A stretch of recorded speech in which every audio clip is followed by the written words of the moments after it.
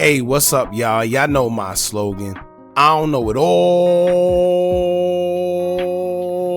but I know what I've been through.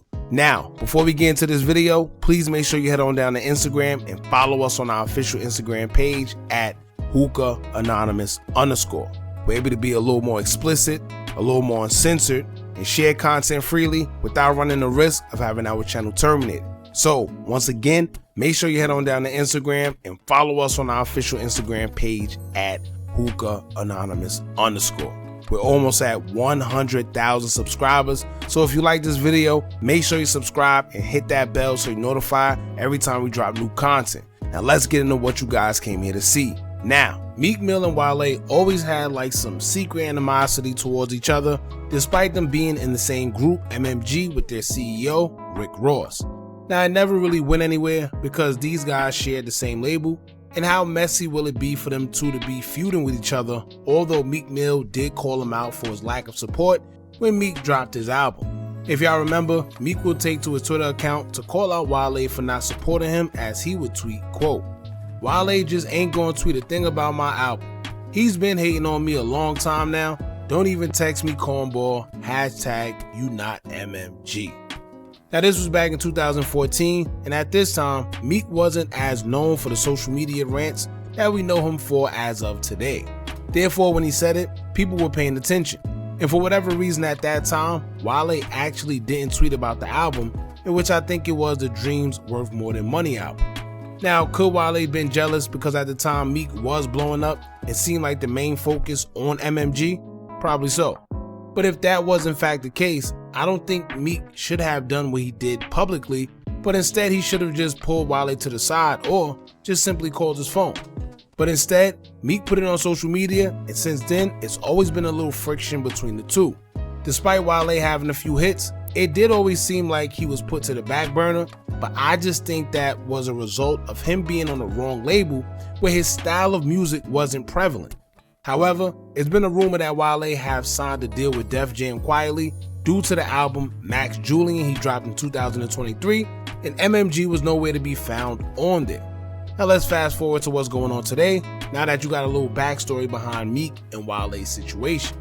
Now, interesting enough, WrestleMania came to Philadelphia, and everyone who loved wrestling pulled up. Meek would go viral on social media for telling The Rock to get up. Now, on the flip side, one of Meek's former friends, who was once a Dream Chaser member, was also in attendance. That friend would be Deen. Stay ready. Now, Deen is the guy who recently went live exposing Meek, being that they were childhood friends. He pointed out that Meek isn't as real as he make it seem, and he held him back from making money because Meek act like he wants his peers to eat, but truly inside, he doesn't. Deen is the same one who also had an interview with DJ Academics where he would spill more tea on Meek and speak about their relationship. Now, furthermore, when Deen and Meek was going at it on social media, there was a lot of threats being tossed around about what each other is going to do to one another if they catch each other. But surprisingly, both parties would end up at the WWE WrestleMania event in Philadelphia. Meek went there and was with his son, while Deen was also in attendance as well. Now, I'm assuming that nothing pretty much transpired, being that there was kids involved, and I'm sure both of them got sense enough not to do anything while kids are present. Or maybe they just didn't know that each other was there. But the actual problem didn't involve Deen and Meek. It actually sparked due to Wale and the picture he would take with Deen. Now, after Deen would post a picture he took with Wale at the event, all hell would break loose and Meek would go off on Twitter about Wale and how he's been jealous of him. Now, before I get into these tweets, let me say this. Meek does have to realize and understand that at one point, Deen was a part of the Dream Chasers. They were all friends.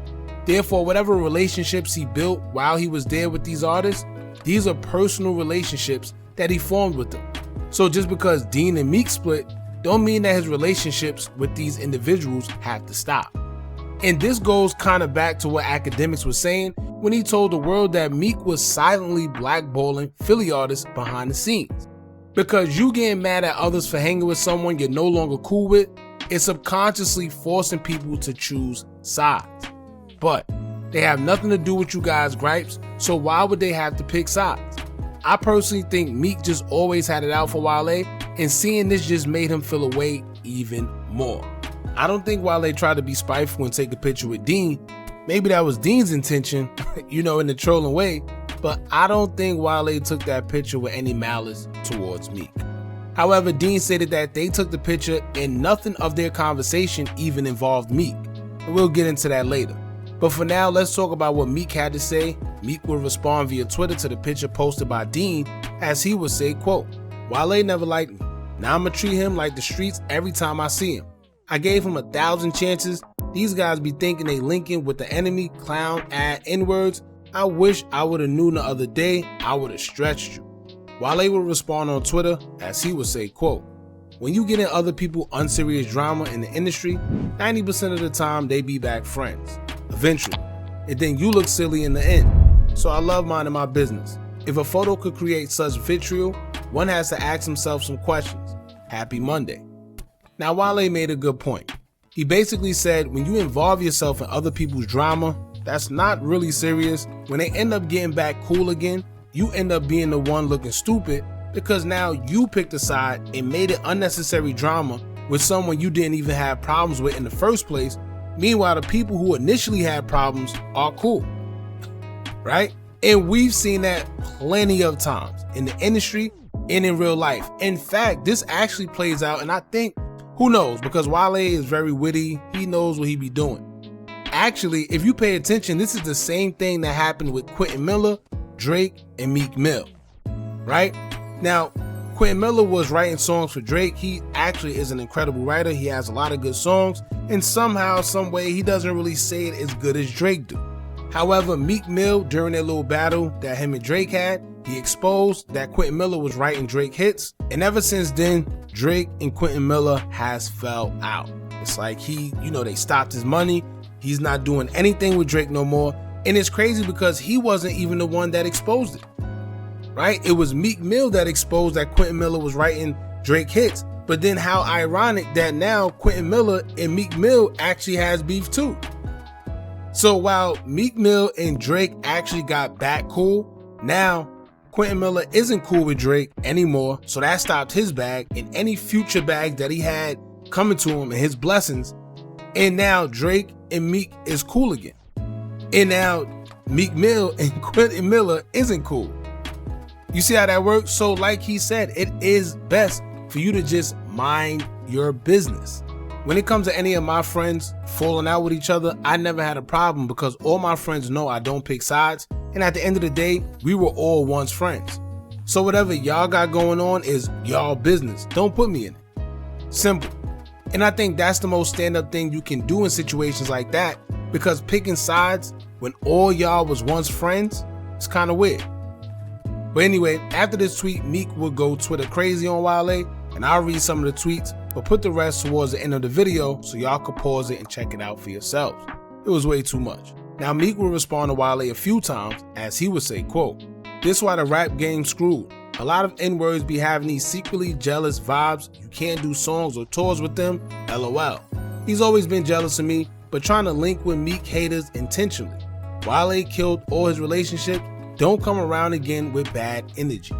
Then in the next tweet, he would say, quote, "When I met Wale, he got beat up at his B-Day party in DC. Got his teeth knocked out. I jumped in because a celebrity like him invited me. I was violating probation in DC, risked my life. To find out he never liked me will make you angry. That's just me though." Then he would follow up with another tweet saying, quote, "This was before phones came out. I went with young Chris. Only me, Coon, and Matt jumped in. I stayed quiet, but soon as he got around me, my aura made his demon shake. I tried to be cool with this lame for Raw's business. I would have been treated him." Meek will also repost a video of Aunt Glizzy saying Wale allegedly tried to backdoor Meek Mill back in the day, and he would tweet, quote, "I ignored this because if this was true, you would be in danger. But now I see you around guys that's on full Meek campaigns. I get you. I wouldn't have that you and made you uncomfortable around my family the other day. That's why you tried to post Mike, but hate me, LOL." I guess he meant I wouldn't have done that. I'm not really sure what he meant by that. But after he followed up with that tweet, he would say, quote, "If I call Glizzy and he say yeah, that's a different level of danger. I have excess with you. I just didn't ask because I'm more developed and I know you were HO, But believe I find out any of this true, I'm on you. Then Meek will also tweet after that, saying, quote, "I'm on to you. When I seen you Fashion Week, you was drunk speaking on rappers with 200 models in the room. Your energy was off. Let me know so we can solve this immediately if you feel a way about something." Now after all that, Meek will talk about deleting all the tweets he did in regards to Wale, as he tweeted, quote, "I might delete all these tweets later." Now once again, there's more tweets, including the ones he deleted. We got them before he deleted them all, and I'm gonna leave them at the end of this video because saying it would just take way too much time. So y'all can catch the tweets at the end of this video. Now Wale didn't have much to respond, but Deen did, as he would take to his Instagram story to say, quote, "At Meek Mill, calm your sassy down." Then in the next slide, he would say, quote, "Me or Wale had nothing bad to say about you. We didn't even speak on you. You ain't nobody, MF, calm down." Then in the next slide, he would say, quote, "At Meek Mill, get off Twitter and go find peace." Then in the next slide, he would say, quote, "Y'all laughing, but it really ain't funny. I see my childhood friend struggling with his mental health at the same time abusing drugs. He really needs help. When y'all see him, give him a hug and tell him it'll be okay." Now at the end of it all, Deen will show appreciation to Wale and let him know that despite what he got going on with Meek Mill, Philly is supporting him. He will put Wale and Meek's song that they have together called Ambition on a picture of Wale performing at Wale Mania in Philadelphia, and he would caption it saying, quote, "At Wale, Philadelphia enjoyed and appreciate you for showing love to our city and local businesses." So that was pretty much it, y'all. It's a lot going on and the eclipse didn't even start yet, right? Y'all jump in the comments and let me know what y'all think about this. Stay tuned for the tweets at the end, and don't forget to like, comment, share, and subscribe. Hit that bell so you're notified every time we drop new content. And remember, as long as you keep on watching, I'm gonna keep on dropping. Check these tweets out.